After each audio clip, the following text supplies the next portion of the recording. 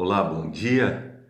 Pela graça de Deus, aqui estamos nós, na presença do Senhor, iniciando esse dia de domingo, agradecidos a Deus pelo seu grande amor, pela sua bondade, pela sua misericórdia estendida sobre todos nós.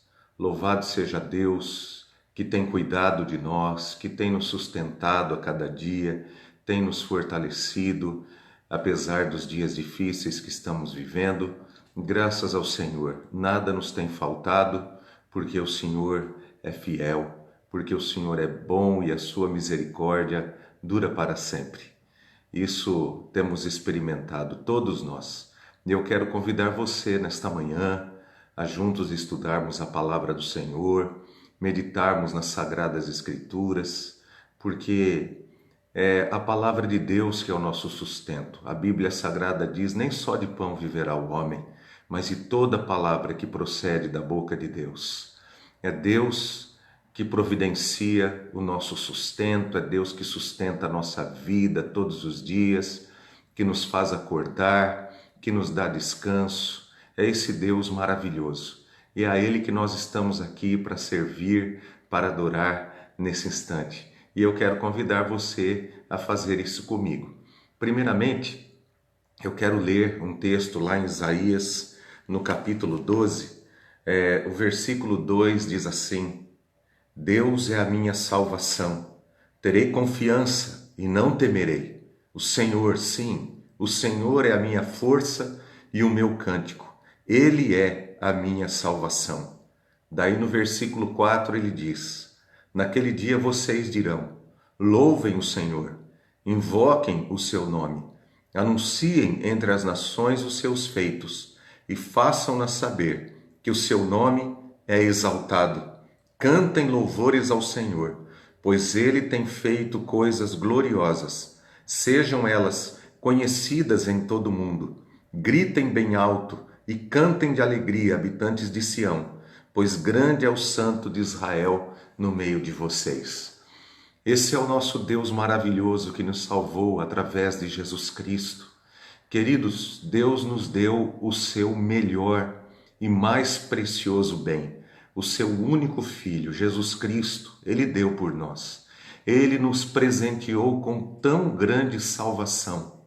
Imagine só, se Deus não nos dará graciosamente com Cristo todas as coisas.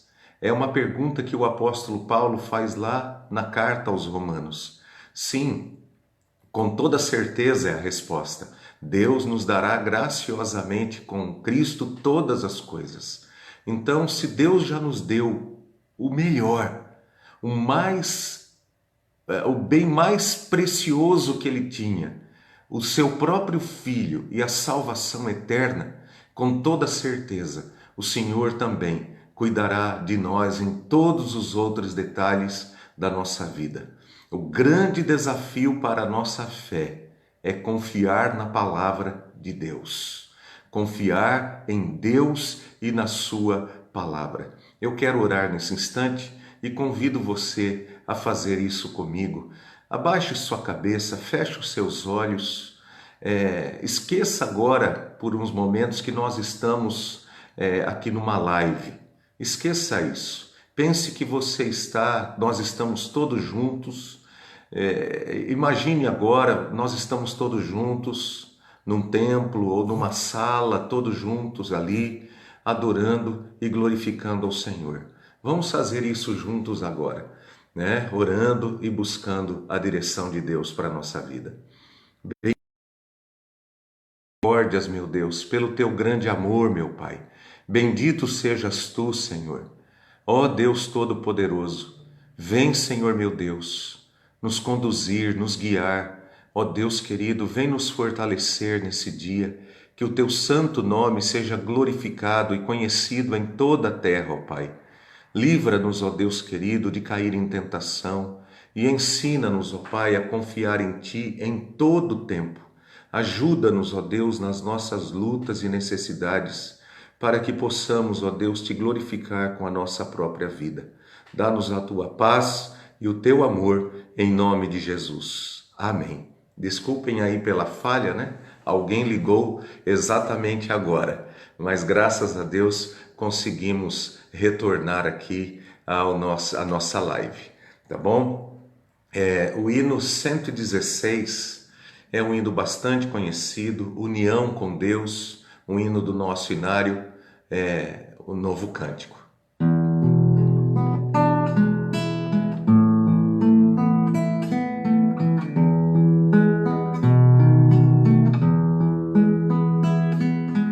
Mais perto quero estar, meu Deus, de ti, ainda que seja dor que me una a ti,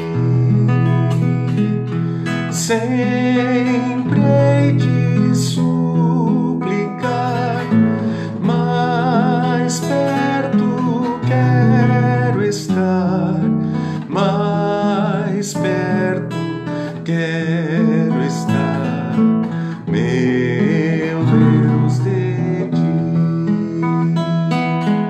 Mesmo vagando aqui na solidão, de noite a descansar, dormindo ao chão, em sonhos vou clamar, mais perto quero estar, mais perto quero estar, meu Deus, de ti. Minha alma cantará a ti, Senhor. Bem será que verei por teu favor. Eu sempre hei de rogar, mais perto quero estar, mais perto quero estar, meu Deus, de ti. E quando a morte enfim me vier chamar, nos céus com o Senhor irei morar. Então me alegrarei perto de ti, meu Rei, perto de ti, meu Rei, meu Deus, de ti.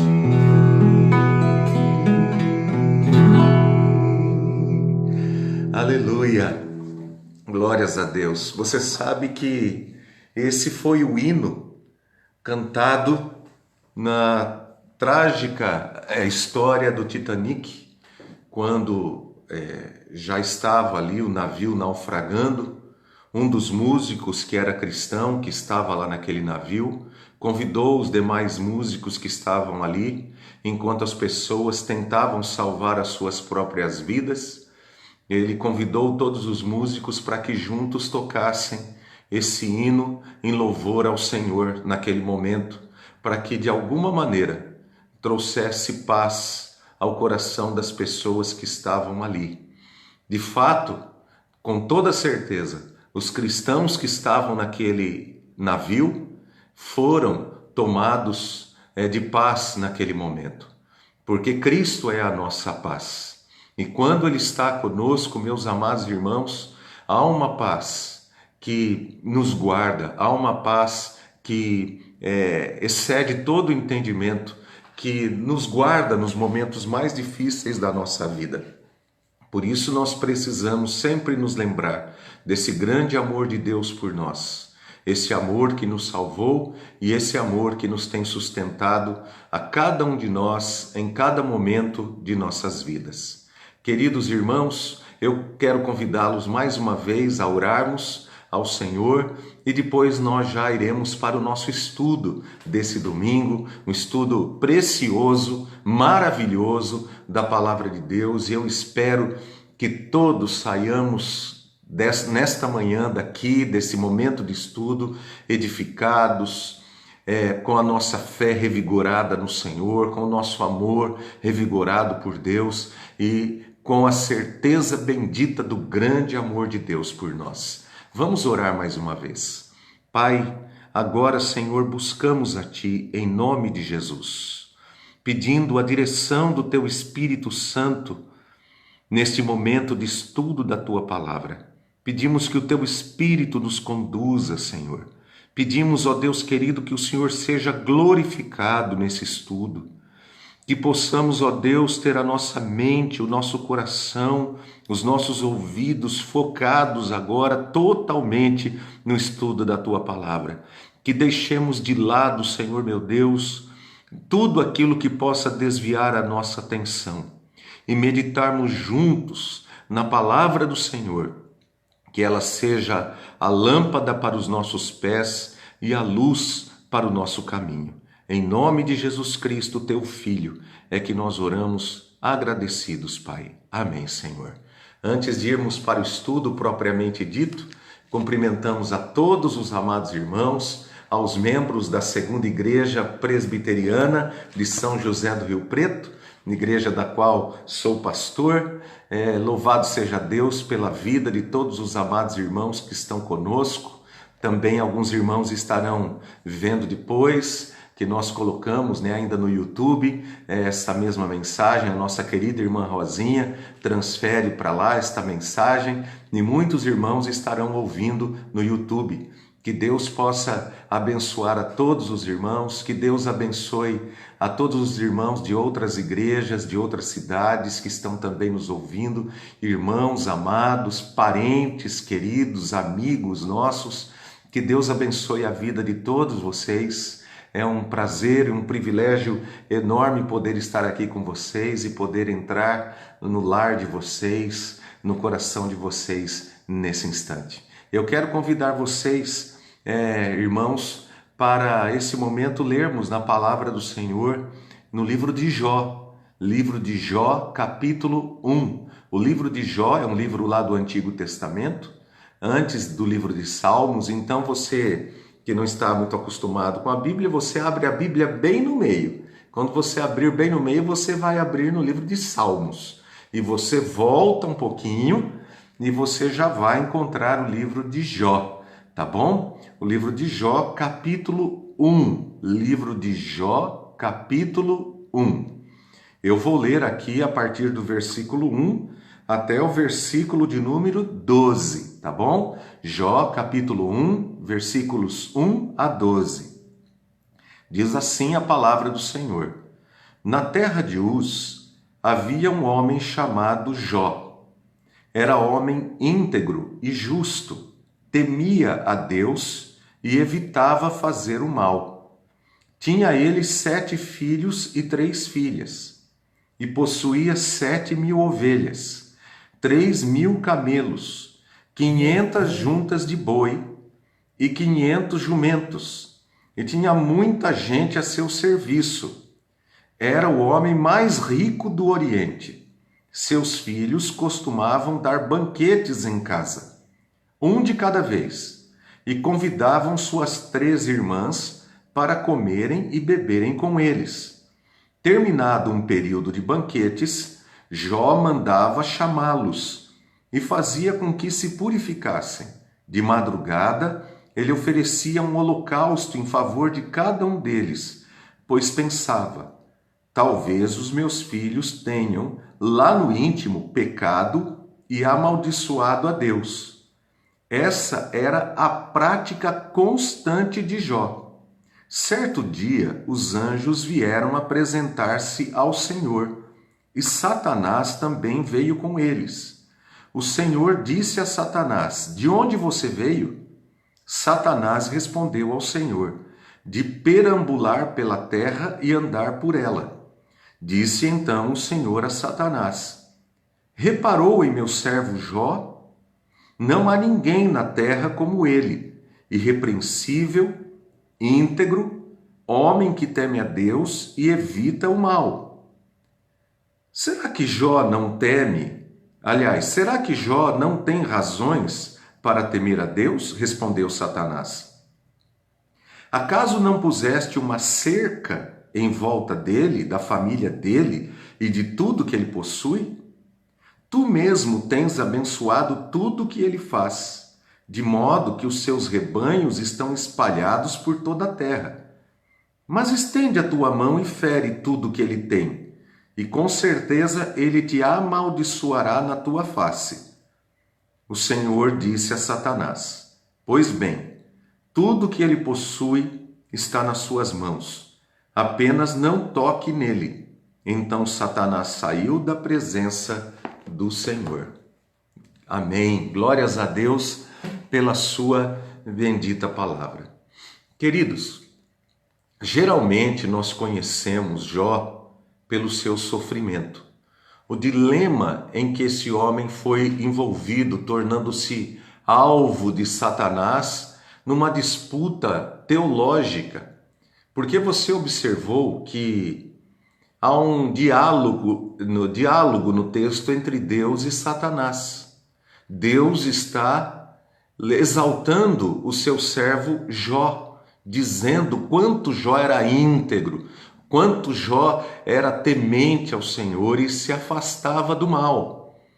Enquanto que Satanás vem e diz ao Senhor, ele só faz isso porque o Senhor o abençoa, porque o Senhor o cerca de todos os lados. Então ele é tão abençoado por ti, ele não tem motivos para ser diferente disso. Mas toca lá na vida dele, mexe com a estrutura da vida dele, tira as coisas que ele tem, a saúde dele, tira a família dele, tira os bens dele, para ver se ele não vai amaldiçoar ao Senhor. É como se Jó tivesse dito o seguinte para Deus, apontando o dedo e dizendo assim, ele é o acusador dos irmãos, diz a palavra do Senhor. Ele só teme ao Senhor, as pessoas que temem a ti só temem a ti porque o Senhor as abençoa, porque o Senhor lhes dá coisas boas. Tira essas coisas boas, deixe que o mal venha sobre elas, deixe que a doença venha, deixe que uma praga venha, faz com que elas percam os seus bens para ver se elas não vão se afastar de ti e blasfemar contra o Senhor e amaldiçoar o Senhor e se afastar do Senhor. Elas só te temem pelas coisas que o Senhor dá a elas. Quando elas perdem todas as coisas, elas se voltam contra o Senhor. Ou seja, o que Satanás estava dizendo a Deus era o seguinte: ninguém te ama pelo que o Senhor é. As pessoas só amam o Senhor pelo que o Senhor faz, pelo que o Senhor dá a elas. Olha que coisa! Como Satanás ele é terrível, meus amados irmãos. Então é sobre isso que está tratando, é o diálogo que está sendo travado aí entre Deus e Satanás. Então, este livro vai tratar sobre o mistério do mal e do sofrimento, do encontro com Deus no fracasso aparente de todo o êxito humano, as dificuldades do diálogo entre o homem com outro homem que sofre e do próprio homem entender o sentido da vida diante do sofrimento e do mal. Eu quero dar então um rápido panorama desse livro, para que os irmãos possam, são vários capítulos, são 42 capítulos, então para os irmãos entenderem o que se desenvolve em todo o livro. Então, um rápido panorama. Então ele começa com o diálogo entre Deus e Satanás sobre Jó, como eu disse aqui. Na sequência, começam as aflições de Jó impostas pelo diabo, sob a permissão de Deus, porque o diabo ele não tem liberdade para fazer o que quer. O diabo só faz aquilo que Deus lhe permite fazer. Ele não é um ser autônomo, ele não é um ser soberano. Deus permite que ele faça o que ele faça pelos planos e propósitos de Deus. Depois vem as queixas de Jó, seguida dos diálogos de Jó com 3 amigos dele que vêm para consolá-lo, mas que se torna um consolo mais acusativo de um consolo que consola de fato. Daí vem a chegada de um 4º visitante chamado Eliú e por fim um diálogo entre Deus e Jó. E o final de tudo, a conclusão, é a confissão de Jó sobre o seu conhecimento de Deus e a restauração da vida de Jó. O que eu quero destacar aqui no estudo para nós é o temor do Senhor. Jó era um homem que temia a Deus, é isso que nós vamos ver aqui. Jó como um homem que temia a Deus. A pergunta é a seguinte: por que tratar de um tema como esse? Por que tratar sobre o tema do temor a Deus? Eu quero tratar desse tema porque me parece que esse tema é algo que a humanidade vem perdendo cada vez mais e de maneira acelerada. Existe um processo todo de desumanização. Nós vemos isso na violência que existe na Terra, a desvalorização crescente da vida humana. Como ser humano hoje, muitas vezes e para muita gente, ele vale menos do que um cachorro, vale menos do que um gato, vale menos do que as coisas materiais que nós podemos alcançar, a vida de um ser humano. Há uma verdadeira inversão de valores. E toda essa inversão de valores é reflexo do afastamento por parte do homem de Deus. O homem tem se afastado tanto de Deus que ele tem se desumanizado. Porque quanto mais longe de Deus o homem se encontra, mais desumano ele se torna. Porque foi Deus quem criou o homem e fez o homem à sua imagem e semelhança. E quando este homem ele se afasta de Deus por causa do seu pecado, ele se torna desumano, ele vai perdendo todas aquelas características que o identificam como um ser criado à imagem e semelhança de Deus. Lá em Gênesis, no capítulo 6, versículos 5 e 6, o escritor bíblico vai mostrar que esse processo se deu antes do dilúvio. Esse processo de desumanização do homem se deu antes do dilúvio, quando Deus enviou o juízo sobre toda a terra. Olha o que está escrito, Gênesis 6, 5 e 6. O Senhor viu que a perversidade do homem tinha aumentado na terra e que toda a inclinação dos pensamentos do seu coração era sempre e somente para o mal. Então o Senhor arrependeu-se de ter feito o homem sobre a terra, e isso cortou-lhe o coração. Olha só, a perversidade do homem tinha aumentado na terra, desde o momento em que o pecado entrou no mundo. E já haviam se passado quase 2000 anos. Se você for fazer as contas, desde a criação do homem até o dilúvio, ali na Bíblia, quando nós vemos a Bíblia, são apenas 6 capítulos. E nós não dimensionamos o tempo que havia passado na terra. Mas havia passado muito tempo entre a criação e o dilúvio. E durante esse processo de tempo, o homem foi se desumanizando, foi se afastando cada vez mais de Deus. A violência tomou conta do coração humano. E a transgressão se tornou algo, a iniquidade, a transgressão se tornou algo comum na terra entre os seres humanos. Em Mateus, no capítulo 24, versículos 37 a 39, Jesus diz que esse pouco caso com as coisas de Deus, que foi mostrado no dilúvio, também estará ocorrendo antes da volta do Senhor Jesus Cristo. Olha o que ele diz, Mateus 24, 37 a 39. como foi nos dias de Noé, assim também será na vinda do Filho do Homem. Pois nos dias anteriores ao dilúvio, o povo vivia comendo e bebendo, casando-se e dando-se em casamento, até o dia em que Noé entrou na arca.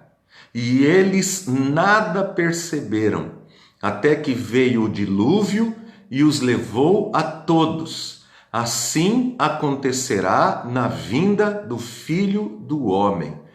Ou seja, eu repito aqui, o mesmo pouco caso com as coisas de Deus, a mesma falta de temor de Deus, a mesma falta de reverência e de respeito com Deus, com o nome de Deus, com a palavra de Deus, com a vontade de Deus, a mesma vida de rebelião, de transgressão da lei de Deus, vai estar ocorrendo, assim como foi nos dias do dilúvio, antes do juízo de Deus, também vai ocorrer antes da volta do Senhor Jesus Cristo.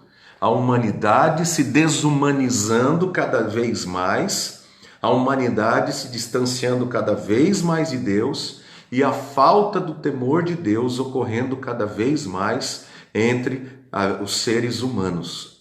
Não é à toa que lá no Evangelho de Lucas, no capítulo 18, o versículo de número 8, Jesus faz uma pergunta depois de uma parábola que ele conta, de uma história que ele conta. Ele faz essa pergunta: quando o Filho do Homem voltar, achará porventura fé na terra? Quando o Filho do Homem voltar, achará porventura fé na terra? Olha, todas as pessoas dizem que creem em alguma coisa, mas não é nas coisas que você crê. Tem gente que crê num galinho de arruda, tem Deus que crê, aliás, perdão, tem gente que crê no benzimento, tem gente que crê na macumba, tem gente que crê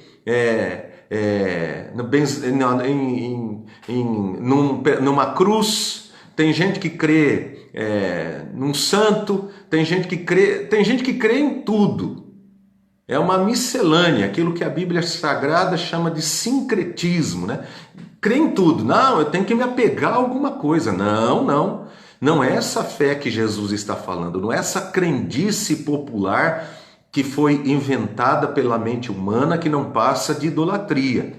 A fé que Jesus Cristo está falando aqui conosco é a fé centrada na pessoa de Cristo e na revelação da palavra de Deus.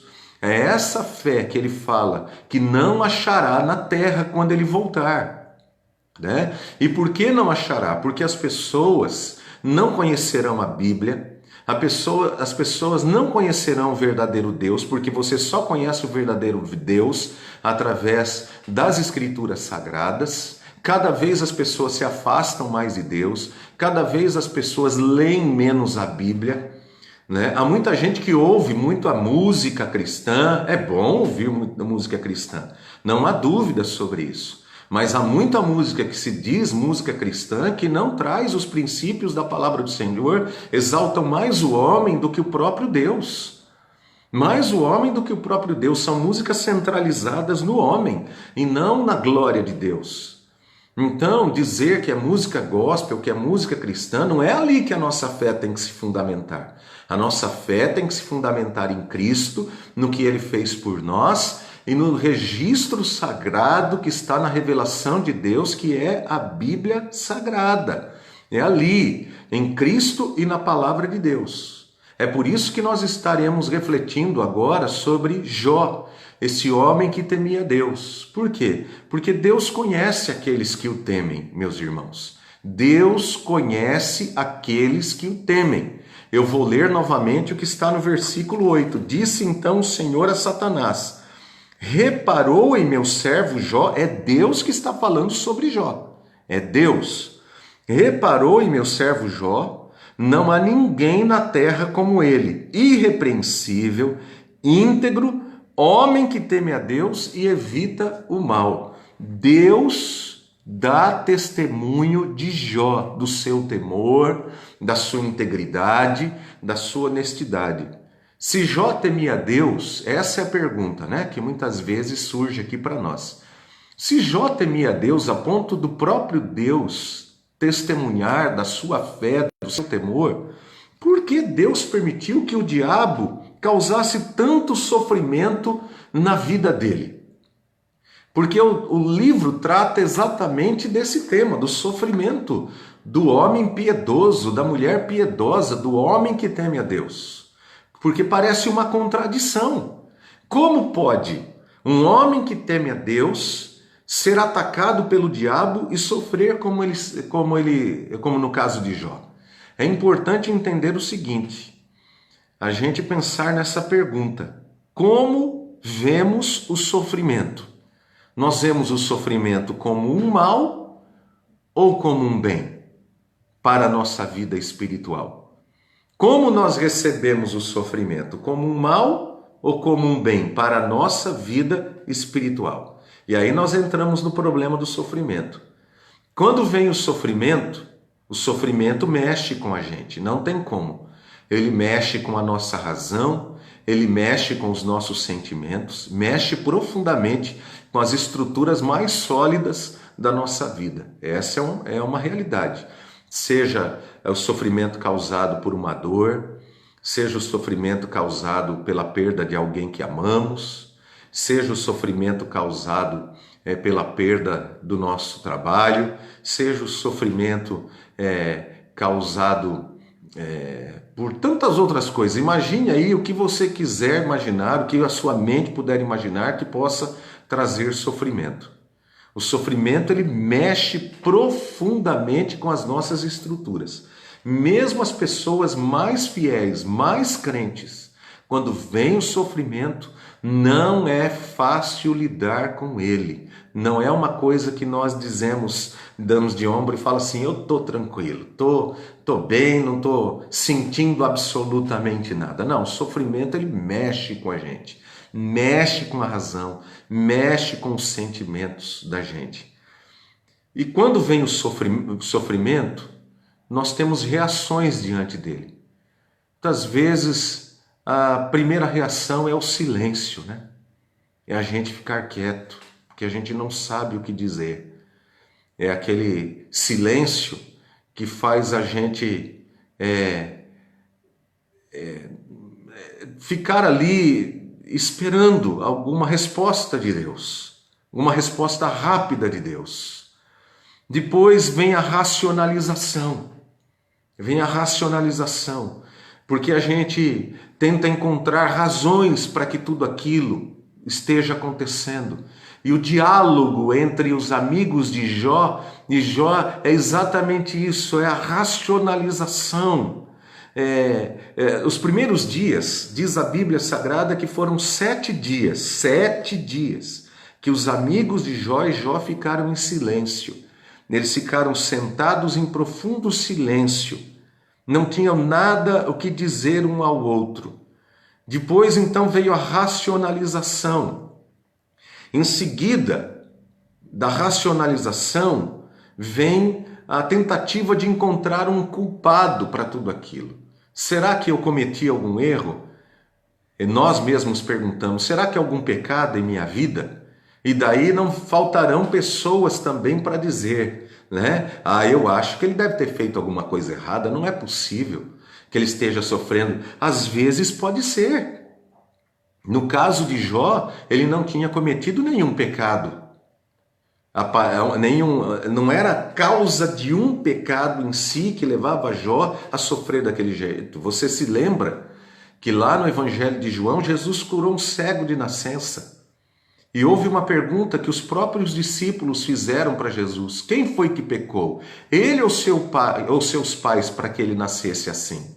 Porque havia esse entendimento que se a pessoa nasceu com um problema grave de saúde, como no caso lá do cego de nascença, deve ter sido consequência de um mal cometido pelos seus pais ou por eles mesmos. Não, querido, ou por ele mesmo, não. E Jesus fala não. Foi para que nem ele nem seus pais pecaram. Foi para que nele se manifestasse a glória de Deus. Mas a verdade é que nós ficamos em silêncio, racionalizamos, tentamos encontrar um culpado e muitas vezes, nós colocamos, como nós não temos uma resposta clara para tudo que está acontecendo conosco, nós somos levados a colocar dúvidas sobre o caráter de Deus, sobre a bondade, a sabedoria, a justiça e o poder de Deus. E aí nós começamos a dizer: por que Deus está fazendo isso comigo? Por que Deus, o Senhor está fazendo isso comigo? Como se Deus estivesse agindo com injustiça, como se Deus estivesse deixando de ser bondoso para conosco. Então todas essas reações podem nos acontecer no momento do sofrimento. A verdade, irmãos, é que é humilhante não termos respostas. Queremos encontrar respostas e não termos estas respostas, porque nós achamos que merecemos uma resposta. Nós achamos que nós somos merecedores. Deus tem que mostrar para nós o porquê que isso está acontecendo. E quando Deus não nos mostra o porquê, aí nós ficamos confusos, nós ficamos em crise. E esse é um dos grandes problemas da humanidade. Nós muitas vezes não encontramos, não entendemos qual é o propósito da vida. Qual é o propósito da vida diante de tudo isso, né? Se a vida traz sofrimentos, por quê? Sofrimentos tão grandes para pessoas que são tão fiéis a Deus, como no caso de Jó. Então por quê? Por que viver, né? Jó chega a essa conclusão. Ele fala que melhor um aborto do que ele. Olha só, era melhor que ele não tivesse chegado a nascer, né? Porque a vida parece não ter propósito nenhum. Ele mesmo vai tratar desse tema nos seus pensamentos, nas suas queixas, né? Em geral, nós achamos, irmãos, que existimos para nós mesmos, que nós temos direito à felicidade, que Deus existe para fazer com que essa felicidade aconteça. Olha, preste atenção nisso. Eu vou repetir isso, que isso é muito sério. Achamos que existimos para nós mesmos e que nós temos direito à felicidade e que Deus existe para fazer com que essa felicidade aconteça. E se Deus não faz essa felicidade acontecer, se Ele não faz essa felicidade acontecer, então Ele não é Deus e eu não quero saber dele. Muitas vezes essa é a reação de muitos. O problema é que o sofrimento ele não se encaixa nesse propósito. Se nós existimos para nós mesmos, se nós temos direito à felicidade, e se Deus existe para fazer com que essa felicidade aconteça, como que o sofrimento vai se encaixar nesse propósito? Então, quando ele chega, vem o desespero e a falta de sentido. O sofrimento revela o verdadeiro estado do nosso coração, a compreensão que temos da própria vida e da relação nossa com Deus. Ele põe em xeque essa realidade, o sofrimento. Ele mostra onde é que estava o nosso coração durante todo esse período. É o sofrimento que vai mostrar isso. É o sofrimento que vai trazer à tona como nós compreendemos Deus, como é a nossa relação com Deus, onde está verdadeiramente a nossa fé. Então o sofrimento, ele tem o objetivo de nos humilhar e mostrar que nós não somos o centro da nossa própria vida, que o que nós queremos não é o centro da nossa vida, que a nossa profissão, as coisas que nos realizam como seres humanos, muitas vezes, que nós damos tanto valor, que se tornam muitas vezes os nossos ídolos, onde o nosso coração se apega, na realidade não deveria estar ali o nosso coração. Então o sofrimento ele tem o objetivo de nos humilhar, de revelar o quanto nós somos pequenos diante da grandeza de Deus. E o sofrimento ocorre em razão de sermos pecadores e vivermos num mundo que se tornou escravo do pecado, um mundo que está em decomposição. É como uma fruta que você compra, né? Você vai na feira, no mercado e compra aquela maçã bonita, vermelhinha, e você coloca ela ali, você guarda aquela maçã ali e você fala assim: eu vou guardar, depois eu como. E o tempo vai passando, aquela fruta que era linda, ela vai murchando, ela vai se decompondo, e conforme o tempo vai passando, você deixa dias, talvez se você não deixou na geladeira, né, porque na geladeira demora mais para se decompor, mas se você deixou ali na fruteira, você vai lá, passou uma semana, na hora que você vai ver, tem uma parte que já está podre, né? E se você deixar, ela vai apodrecendo a fruta toda. Esse processo de decomposição é o que está acontecendo conosco, com todos nós. O nosso corpo está passando por esse processo, o mundo todo, a terra toda está passando por esse processo devido ao pecado do homem. Este sofrimento é imposto a todos, não só aos ímpios e descrentes e maus, mas aos crentes também. O crente também sofre com esse processo. A própria criação de Deus está descrito lá em Romanos 8, 22 e 23, que a própria criação sofre com esse processo de decomposição que começou lá no Éden por causa do pecado humano. É o sofrimento, as perdas, a dor, o luto que nos iguala e é capaz de nos tornar mais humanos, de lembrar, de fazer com que nós nos lembremos quem nós verdadeiramente somos.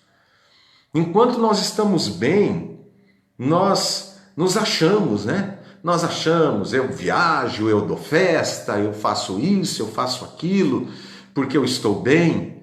Eu nem preciso de Deus, né? Eu nem preciso de Deus. Eu me lembro, há anos atrás, um senhor, ele esteve na igreja, numa igreja que eu pastoreava, e depois do culto, nós fomos comer uma pizza junto. O irmão da igreja convidou a gente para ir comer uma pizza. E esse senhor, ele morava num país da Europa, num país muito rico da Europa. E ele estava aqui, que a família dele morava aqui. Ele já era bem idoso e ele estava visitando a sua família. E eu me lembro de uma pergunta que ele me fez, aquilo nunca mais saiu da minha cabeça. Nós estávamos ali comendo e de repente ele me fez a pergunta: pastor, aqui nas igrejas no Brasil, vocês oram pelos enfermos? Eu falei: nós oramos sim. Ele falou: lá no meu país a gente não ora mais, porque nós temos um excelente plano de saúde. Olha que coisa. Nós temos um excelente plano de saúde. E eu me lembro quando esse senhor ficou muito doente, ele já é falecido, com todo respeito a ele, a família aqui. Eu me lembro quando ele ficou muito doente e veio um pedido da esposa dele, da família dele que era da igreja, para que nós orássemos por ele. O plano de saúde que ele tanto confiava não pôde fazer nada por ele. E ele veio a óbito de fato. Mas o que eu estou querendo dizer é que o sofrimento, as perdas, a dor, o luto, né, a doença, nos iguala a todos. Não importa se você vai para a saúde pública ou para um hospital privado, não importa.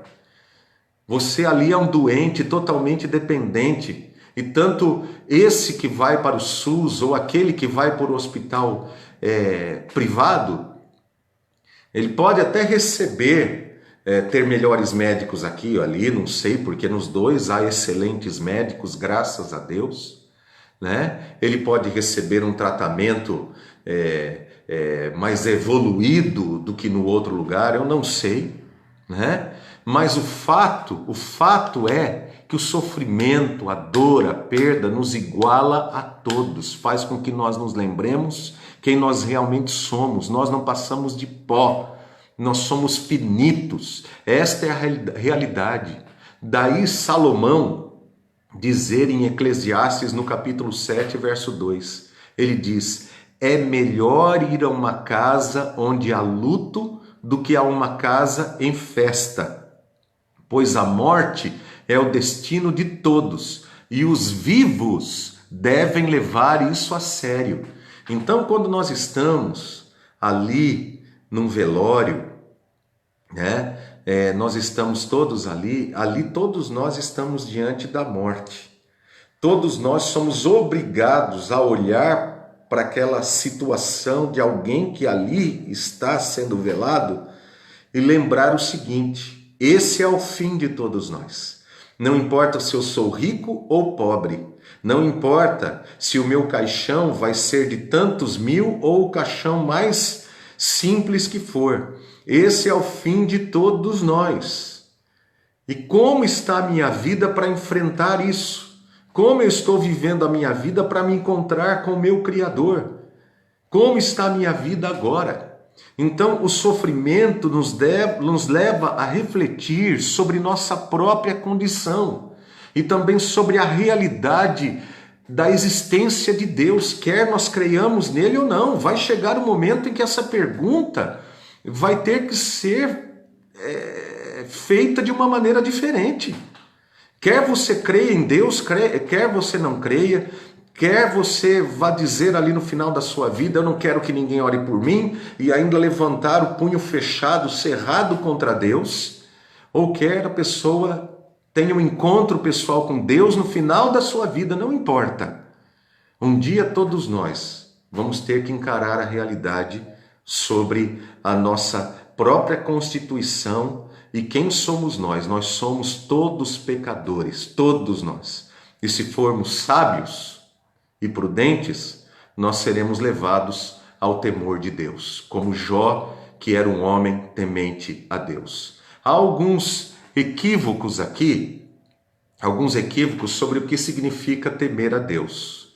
E eu quero pensar nesses equívocos aqui que existia naquela época, existia na época de Jesus e continua existindo muitas vezes nos dias de hoje.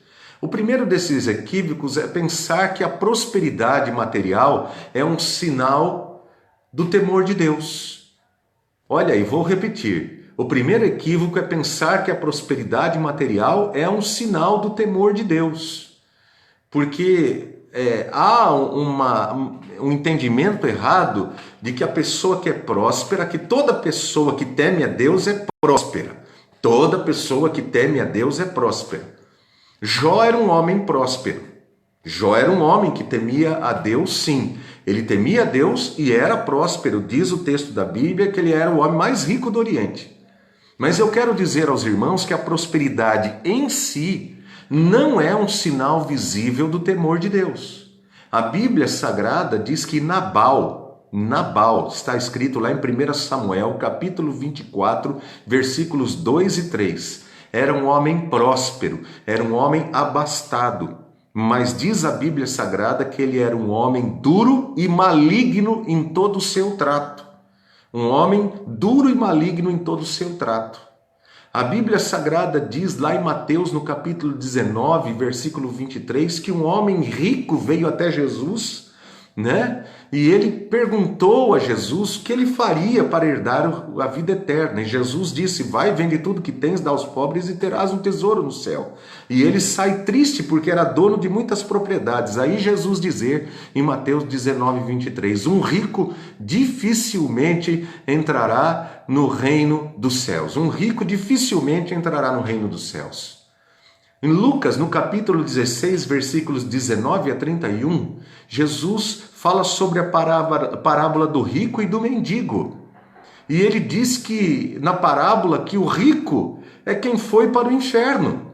O rico é quem foi para o inferno. O que eu quero dizer com isso? Eu não estou condenando aqui os ricos e não estou aqui supervalorizando os pobres. Não é isso de maneira alguma, não é esse o meu intento, não é esse o meu objetivo. O meu objetivo aqui é dizer aos irmãos que prosperidade material em si mesma não é um sinal visível do temor de Deus. Não é. Jó era um homem rico, mas isso não era tudo na vida dele. Não era tudo.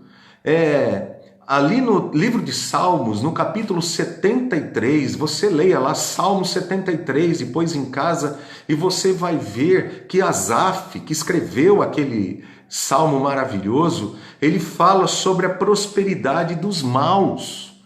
Então, há pessoas ricas que temem a Deus e há pessoas ricas que não temem a Deus. Há pessoas pobres que temem a Deus e há pessoas pobres que não temem a Deus. Então, a questão da prosperidade em si, dela existir ou dela não existir, não é sinal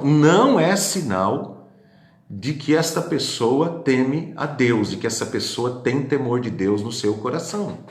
Um outro equívoco é pensar que ter uma família unida, isso em si mesmo é um sinal do temor de Deus. Preste atenção no que eu estou falando. Outro equívoco. O primeiro é a prosperidade. O outro é pensar que ter uma família unida em si mesmo é um sinal de temor de Deus.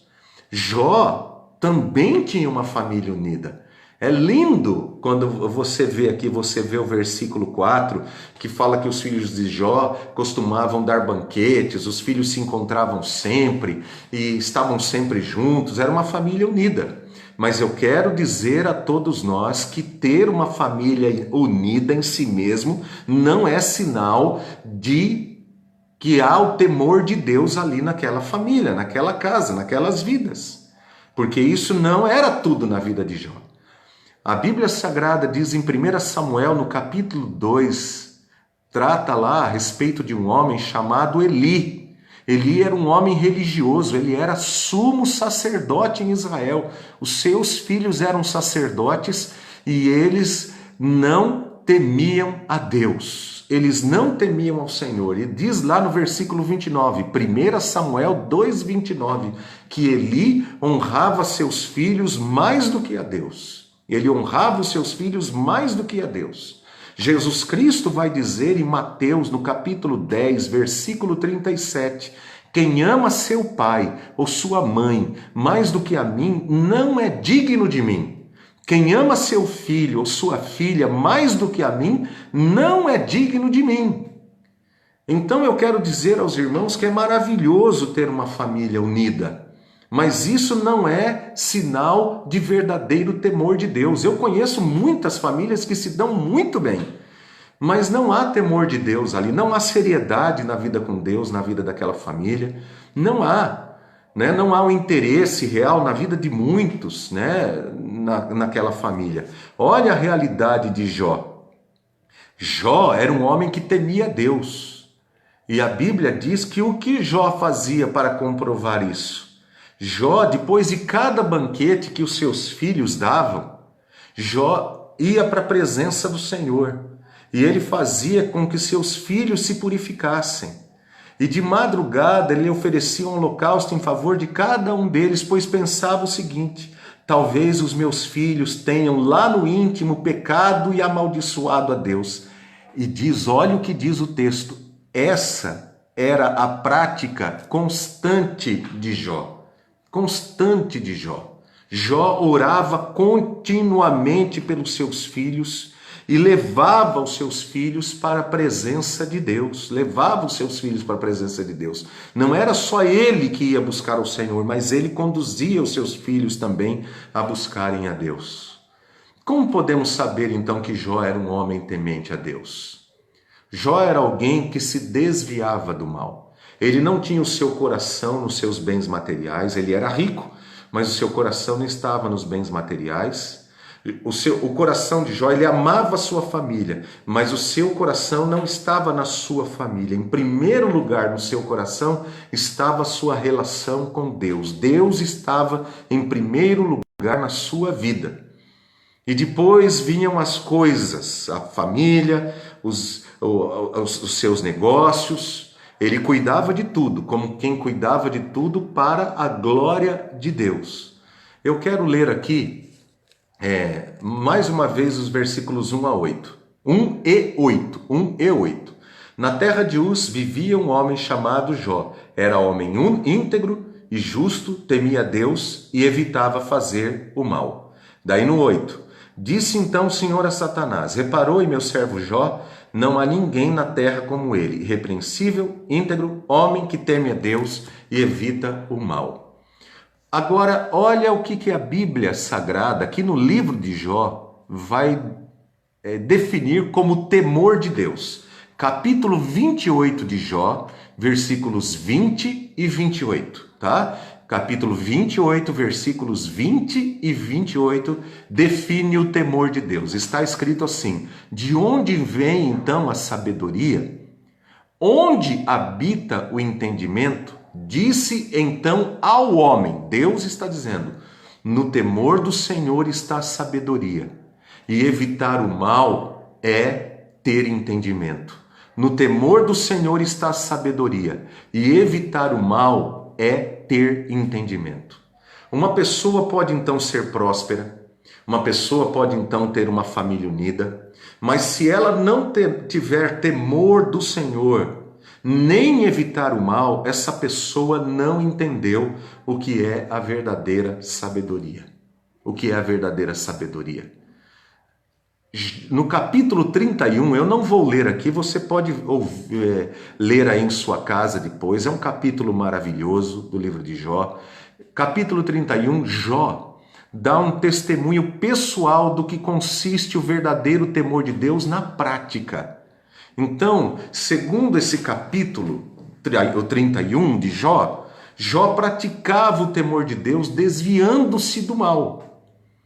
Não era apenas tendo uma família unida, não era apenas cuidando bem do seu patrimônio, não.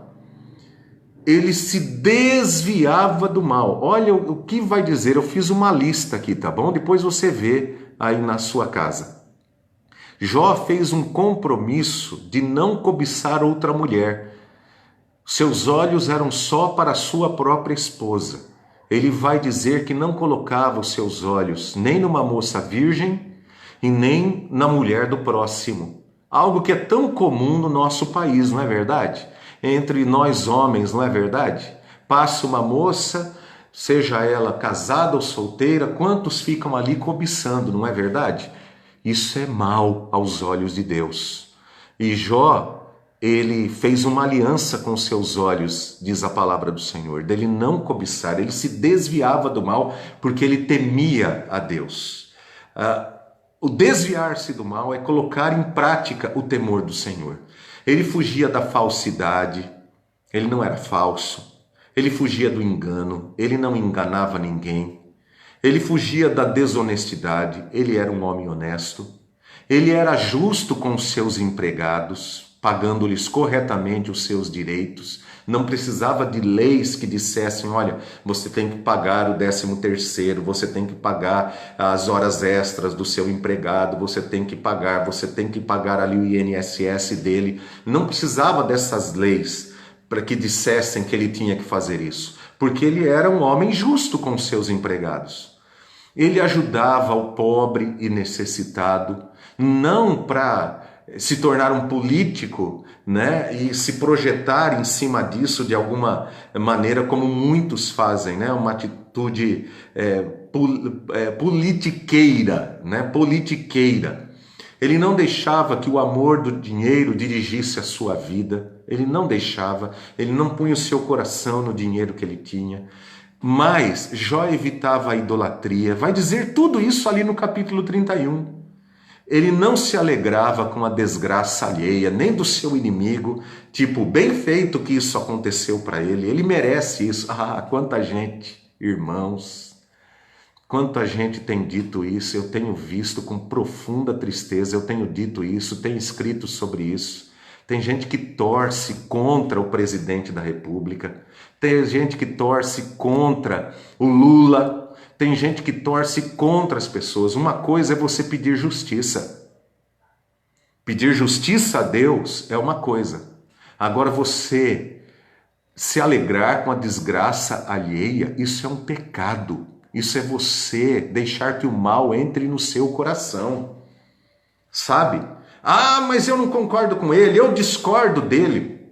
E que diferença isso vai fazer? Você discordar é uma coisa, você dizer assim, eu não concordo com essa atitude tomada pelo fulano de tal. Eu discordo do que o presidente da Câmara fez, eu discordo do que o presidente da República fez, eu discordo do que o ministro da Saúde falou. Beleza? Agora você torcer para o mal de alguém, isso não vem de Deus. Se não vem de Deus, eu pergunto para você, de onde vem? Você tem que avaliar de onde vem. Se não vem de Deus algo assim, né? Você já sabe a resposta, não sabe? Jó, ele evitava se omitir nas coisas, se omitir. Uma coisa é você evitar determinadas coisas por sabedoria. Tem horas que quem cala é tido como sábio. No ditado popular, quem cala consente, não é? Mas nem sempre é assim. Por quê? Porque há situações que a gente tem que aguardar para ver. Aguardar. Alguém posta uma coisa e imediatamente alguém já está falando. Aí surgem os fake news, né? Por quê? Porque as pessoas não param para refletir. Não param para refletir. E nós temos que tomar muito cuidado. Essa semana mesmo eu vi postagens de irmãos queridos colocando ali mensagens que não eram verdadeiras, eram fake news. A gente tem que tomar muito cuidado com isso. Nós não podemos propagar mentiras, irmãos. Nós temos que refletir. Deixa eu buscar para ver se isso é verdade mesmo ou não. Não importa de onde ela veio. A única verdade que nós podemos ter como absoluta está aqui, ó. Aqui vem a verdade absoluta, cristalina. Do restante a gente tem que checar. Mas até mesmo esta verdade que está aqui, ela pode ser usada de maneira errada pelo diabo. De maneira isolada pelo diabo, como o diabo usou a palavra de Deus para tentar a Jesus Cristo.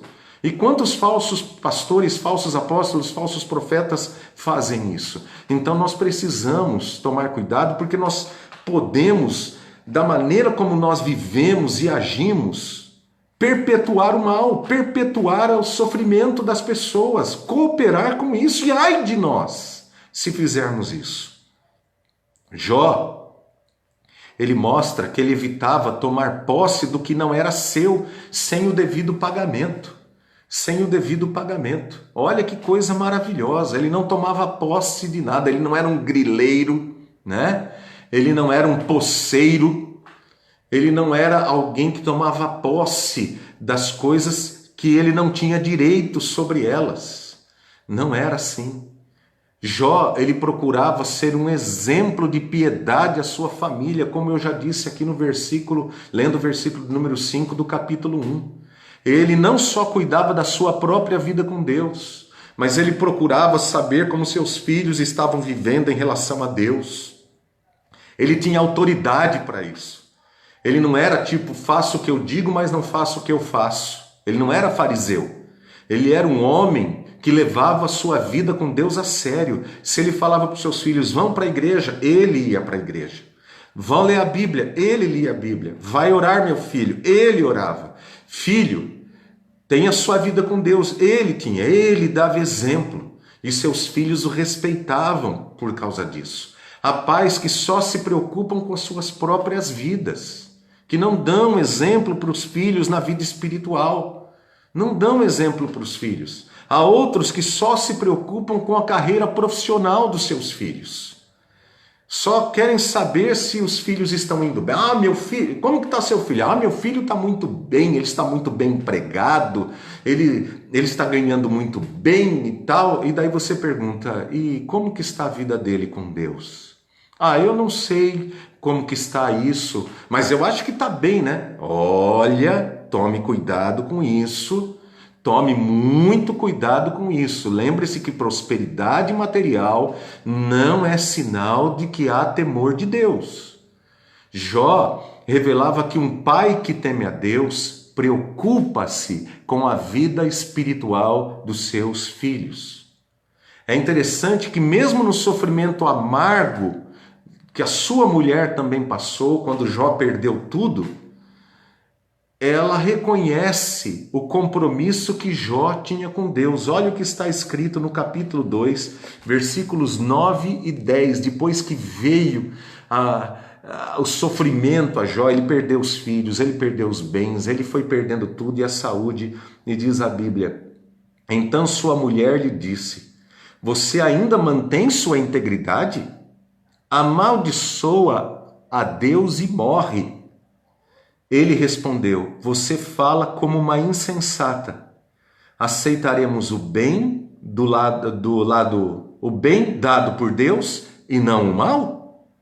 Em tudo isso, Jó não pecou com os seus lábios.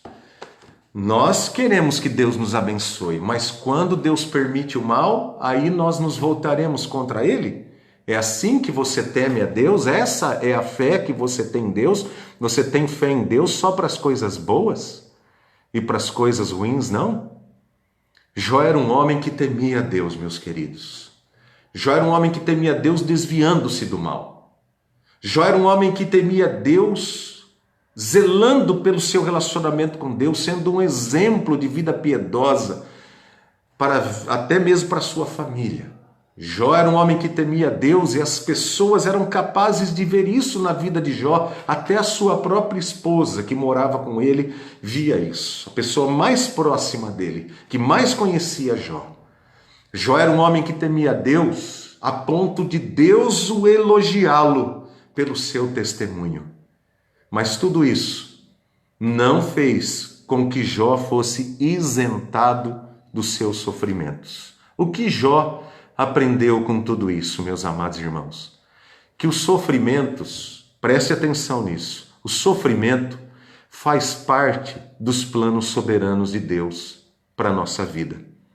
Jó, depois de um diálogo profundo com Deus, onde Jó faz 16 perguntas para Deus, e Deus faz cerca de 70 ou 72 perguntas para Jó, deixando Jó sem respostas.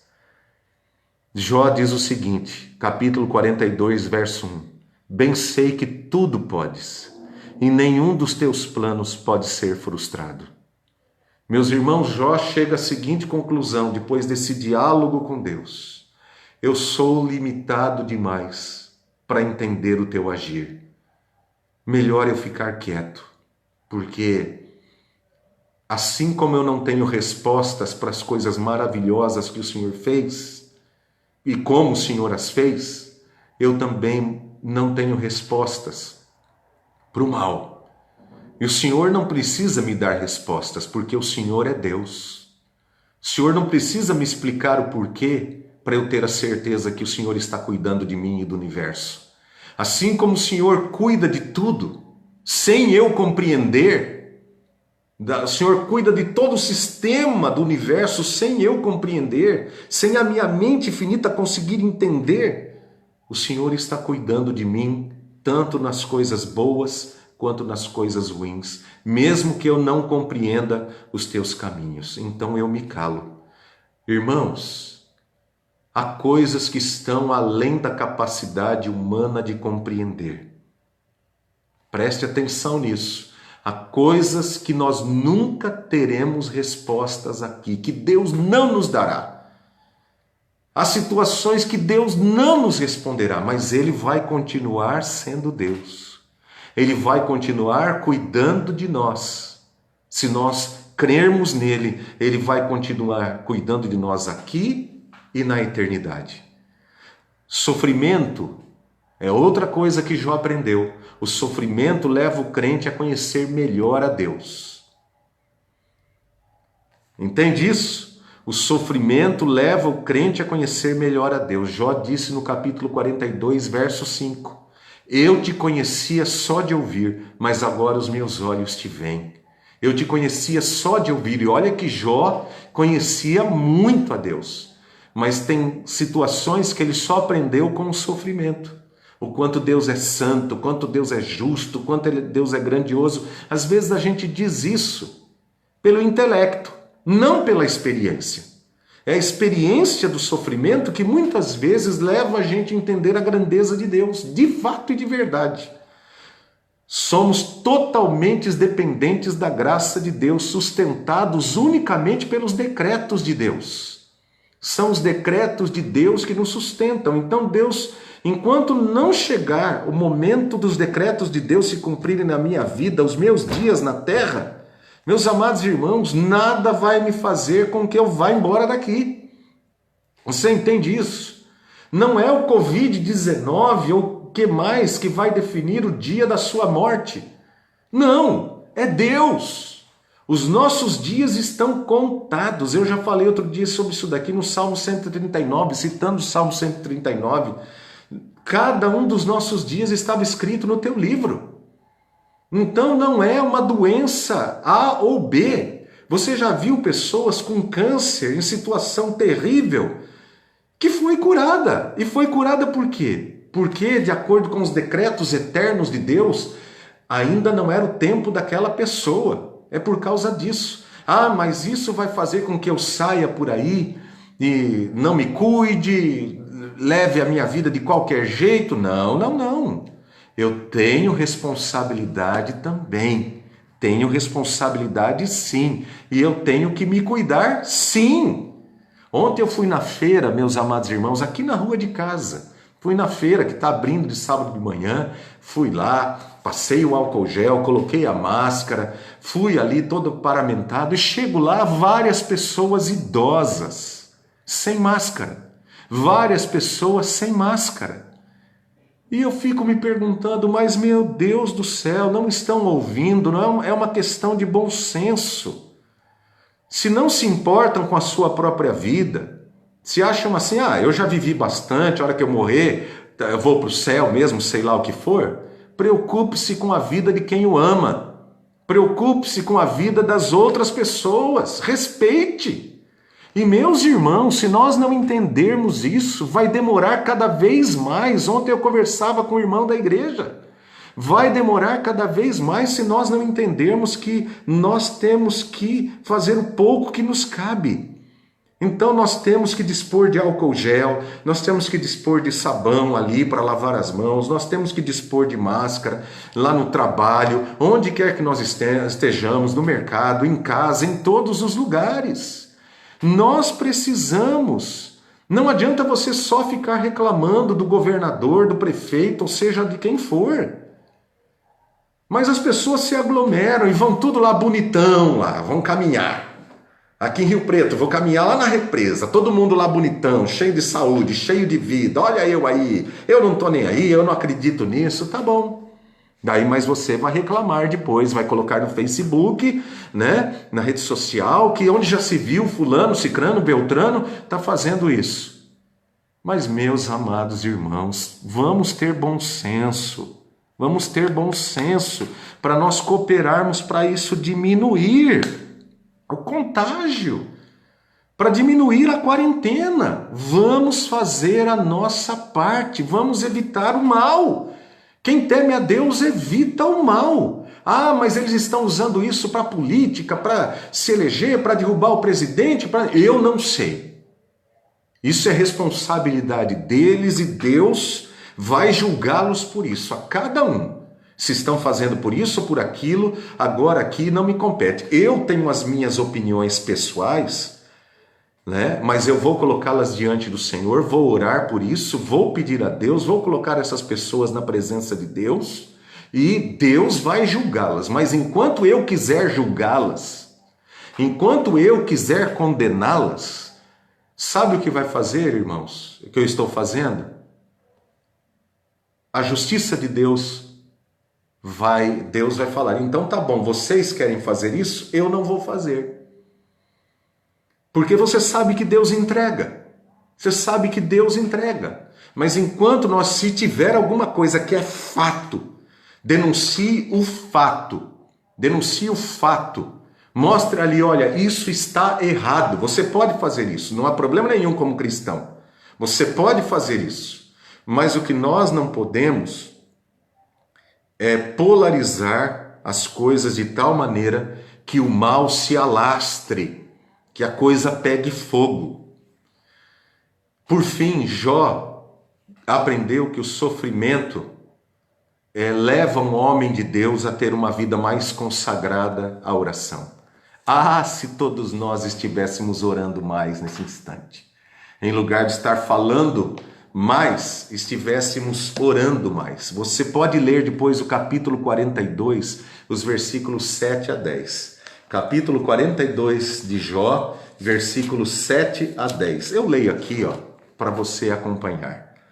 Depois que o Senhor disse essas palavras a Jó, disse também a Elifaz de Temã: estou indignado com você e com seus dois amigos. É Deus que está falando. Pois vocês não falaram o que é certo a meu respeito, como fez meu servo Jó. Vão agora até meu servo Jó, levem 7 novilhos e 7 carneiros e com eles apresentem holocaustos em favor de vocês mesmos. Meu servo Jó orará por vocês. Eu aceitarei a oração dele e não lhes farei o que vocês merecem pela loucura que cometeram. Vocês não falaram o que é certo a meu respeito, como fez meu servo Jó. Você está ouvindo isso? Você está ouvindo isso? Ouça o que diz a palavra do Senhor, meu irmão. Honre a Deus, honre a palavra de Deus, honre o Deus que você crê, a fé que você tem em Deus, evite o mal, tema ao Senhor em tudo que você faz, apresente a Deus as suas queixas, as suas orações, as suas necessidades, as suas impressões sobre as coisas. Seja um homem de oração, que o sofrimento nos leve a ser homens de oração. Então eu repito aqui o que Jó aprendeu. Ele aprendeu que o sofrimento faz parte do plano de Deus para nós, que o sofrimento leva o cristão, o crente, a conhecer melhor a Deus e que o sofrimento faz um homem, uma mulher ser mais consagrada a Deus na vida de oração. Eu quero concluir dizendo o seguinte: a vida traz sofrimento a todos. Talvez a uns mais, a outros menos. Mas um dia todos nós teremos que encarar a morte, a perda de alguém, e isso será doloroso.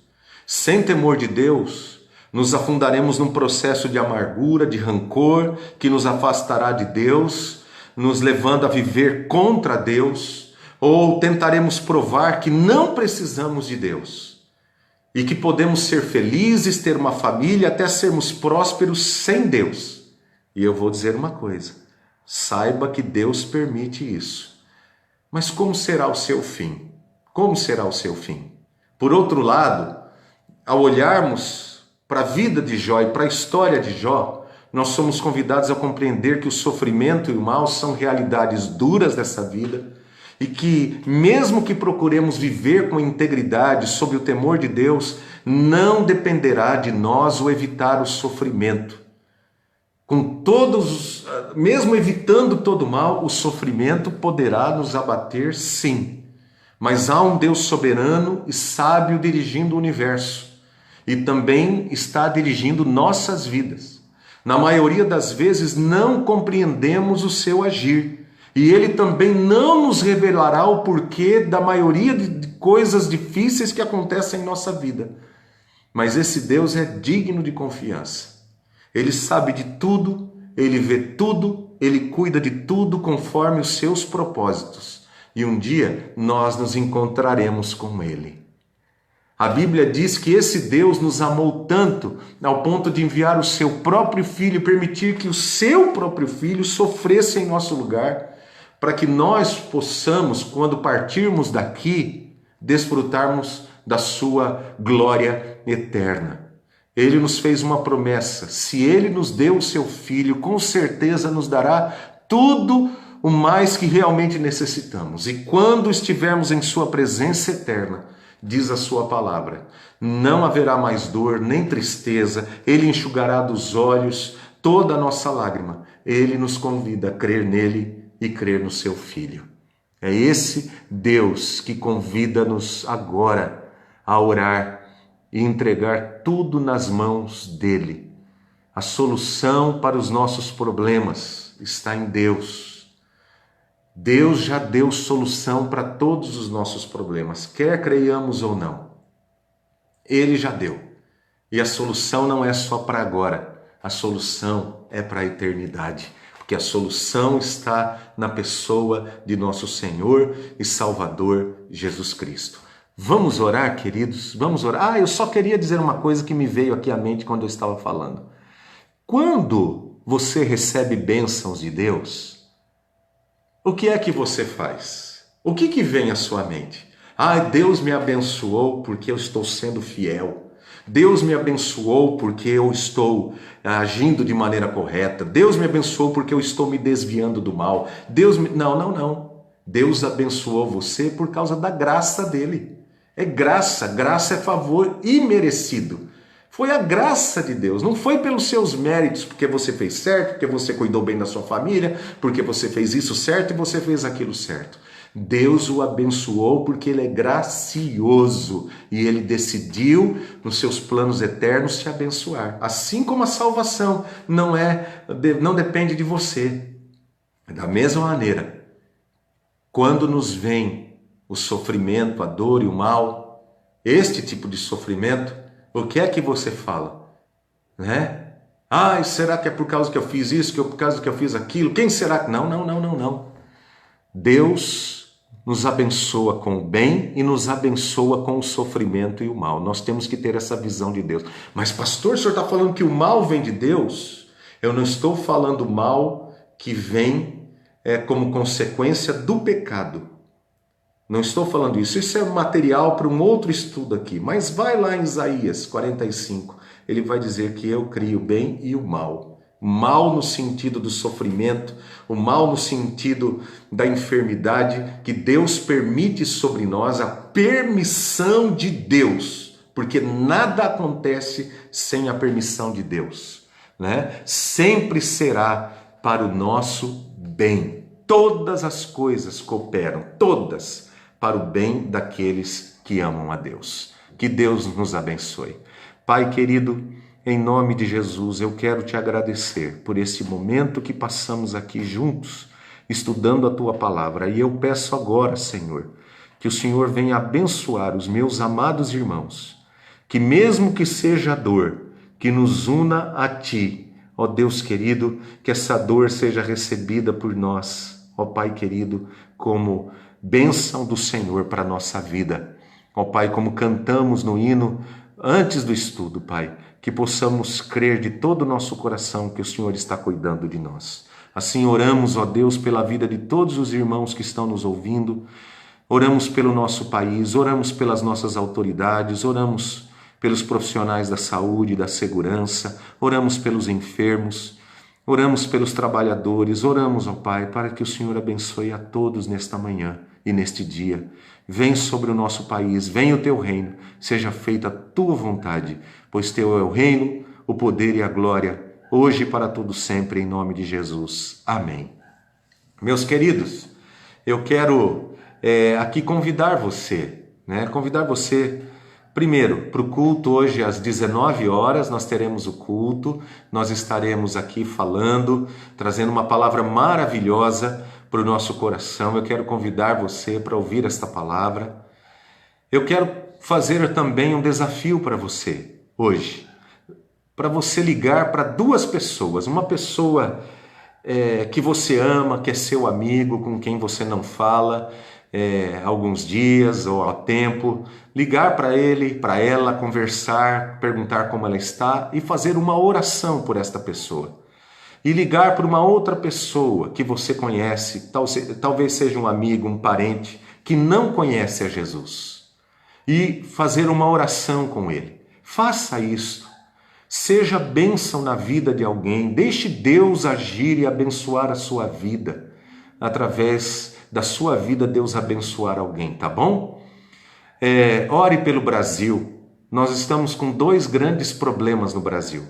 O primeiro desses problemas, sem dúvida alguma, é a epidemia que todos nós estamos passando, né? E o segundo problema é um problema político grave que o nosso país passa pela desunião, a desestrutura dos poderes constituídos, né?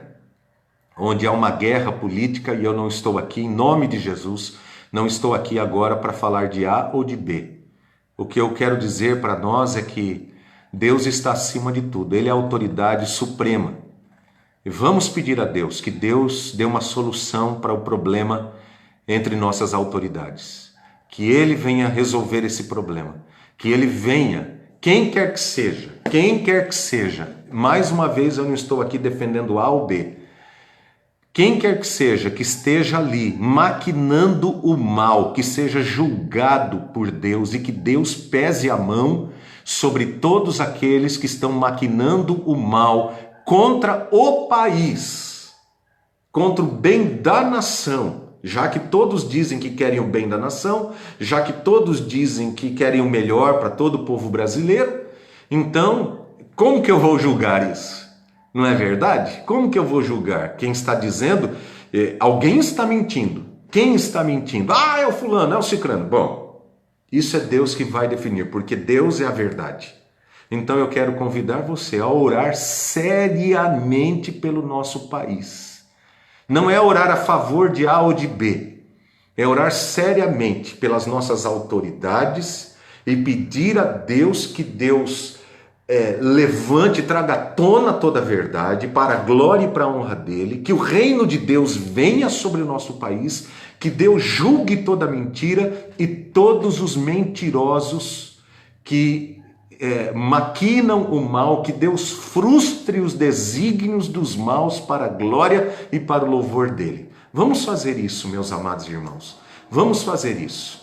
E que Deus seja glorificado em nome do Senhor Jesus Cristo. Então eu quero convidar você para estar aqui conosco, ouvindo a palavra do Senhor. Ou ouça o seu pastor, né? Ouça o culto da sua igreja. Mas se você não tiver onde ouvir, venha ouvir conosco. Será uma alegria enorme ter você aqui. 7 horas hoje, vamos juntos buscar ao Senhor. Tire um tempo de oração hoje pelo nosso país, em nome de Jesus. Deus o abençoe e até às 7 horas da noite, em nome de Jesus.